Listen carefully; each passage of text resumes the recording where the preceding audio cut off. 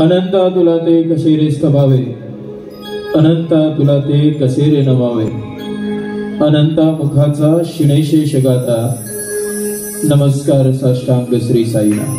नमस्कार, मी साटम. असं तुमच्याबरोबर कधी झालंय का? एखादी गोष्ट तुम्ही पाहताय आणि तुम्हाला परत परत पाहावीशी वाटते, तुमचं मनच भरत नाही. मी कार्यक्रमाबद्दल बोलतोय. माझं असं दोनदा झालंय. पहिलं MS Dhoni the untold story या चित्रपट पाहताना, आणि दुसरं म्हणजे एक भजनाचं सादरीकरण पाहताना मला कायम वाटतं ते भजन कधीच संपू नये किंवा परत परत ते भजन ऐकत राहावं.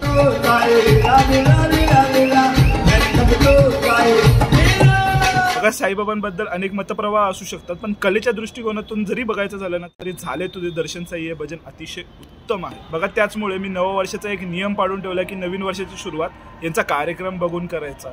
तुम्हाला काय वाटतं किंवा तुम्ही पाहिलं असेल तर कमेंट सेक्शनमध्ये तुमचा एक्सपिरियन्स कळवा. फक्त जाता जाता एकच तक्रार आहे या सादरीकरण करणाऱ्या लोकांकडनं की तुम्ही आधी एक रावणाचा कवन घ्यायचा, ते सध्या घेत नाहीयेत.